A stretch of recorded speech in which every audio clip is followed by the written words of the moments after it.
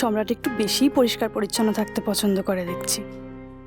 সব দিক picture perfect না দেখলেই যেন প্রবলেম হয়ে যায়।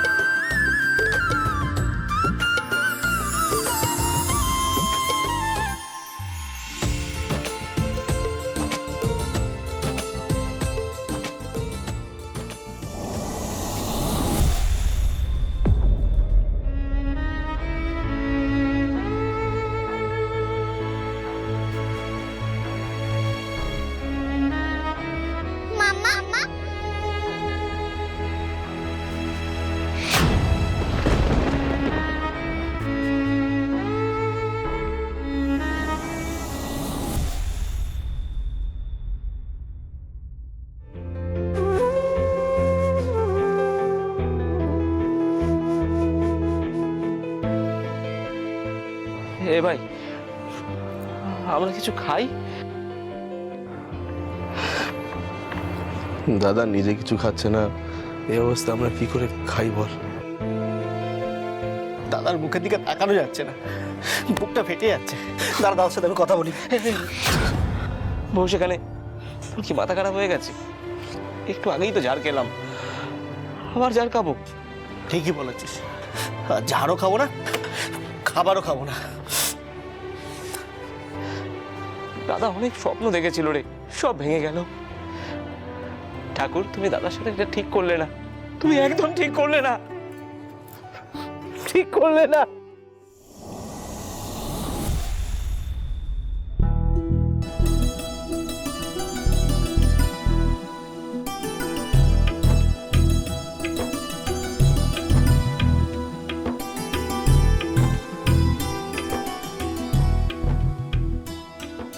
তোমার ঠাকুর ঘরে শুধু একজন ঠাকুরের মূর্তি কেন? কারণ ঠাকুরের মূর্তি যত বেশি হবে, তাদের পরিষ্কার পরিচ্ছন্ন করতে তত বেশি সময় লাগবে আমার, সেই কারণে।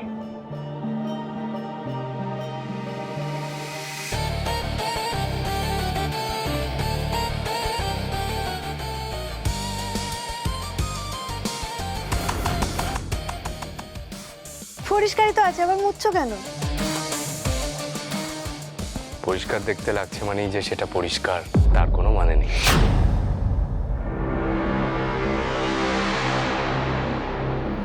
এবার পরিষ্কার হলো।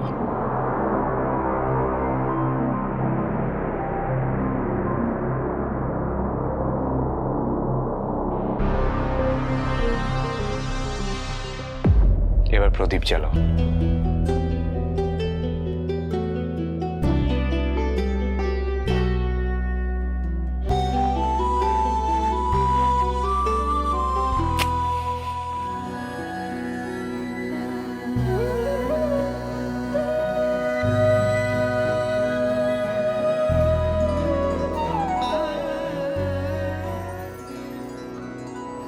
ঠিক যেভাবে জল করার কথা, আমার বাড়িটা ঠিক সেভাবেই জল করছে।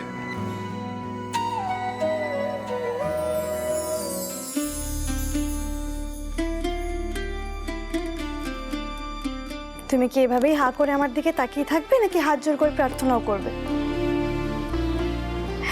না না, ঠিকই আছে, ঠাকুরের সামনে দেখছো দেখে নাও, আর একটু পর থেকে তো আমাদের দুজনের মুখ দেখা বন্ধ। মানে কেন? মানে আজকের জন্য পারবো না, কাল সকাল থেকে আবার পারবো। আজ আমাদের কাল রাত্রি না? সেটা আবার কি? তোমার বৌদিরা তো আমার এই ব্যাপারে কিছু জানায়নি আমাকে। তাহলে হয়তো তুমি ওদের জিজ্ঞেস করনি। বিয়ের পরের দিন শ্বশুর বাড়িতে আসার পর সেদিন রাতে বর একে অপরের মুখ দেখে না, অমঙ্গল হয়। হোয়াট? এটা কি ধরনের রাবিশ ভুলভাল নিয়ম?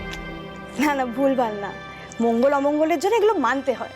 আর একটাই তো রাত, কাল সকাল থেকে যত খুশি দেখবে।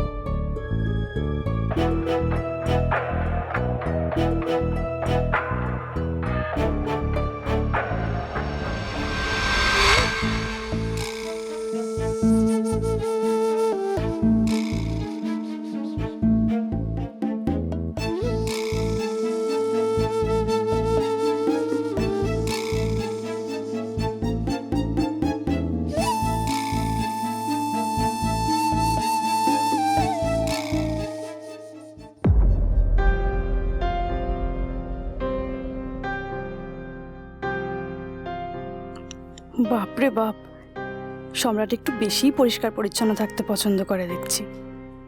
সব দিক পিকচার পারফেক্ট না দেখলেই যেন ওর প্রবলেম হয়ে যায়। এবার থেকে খেয়াল রাখতে হবে।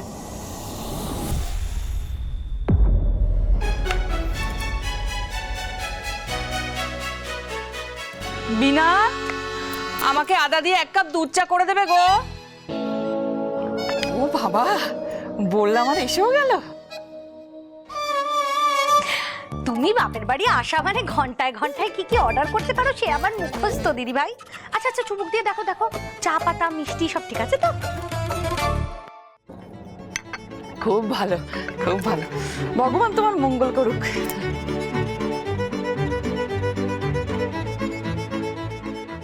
এক কাপ চা চাইলাম, তাতেও এত দিমাগ।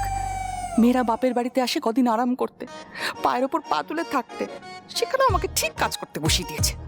আবার বলে নাকি আমি ঘন্টায় ঘন্টায় অর্ডার করি। অসহ্য। নাও দিদি ভাই, টমেটোগুলো কেটে দাও।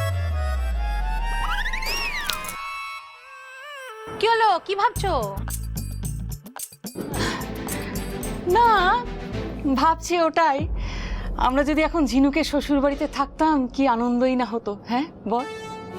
আচ্ছা, ওখানে নিশ্চয়ই কাজ করার জন্য সব আলাদা আলাদা মেশিন আছে।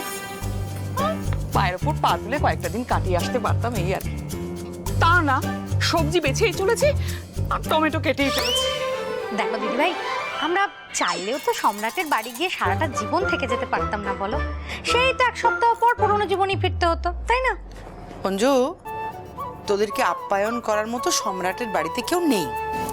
কেউ নেই মানে? কোটিপতি ছেলে আর আমরা থরি ওখানে অতিথি হয়ে যেতাম নাকি? আমরা ভেবেছিলাম ঝিনুকের সংসারটা একটু গুছিয়ে গেছে দিয়ে আসবো, কয়েকটা দিন থেকে আসতাম, কি ভালো লাগতো। আচ্ছা, ঝিনুকের বিয়েটা যে শান্তি করে মিটে গেছে, এটাতে একটু ভালো লাগিয়ে নাও না তুমি। হ্যাঁ, আমারও সেইটাই বক্তব্য।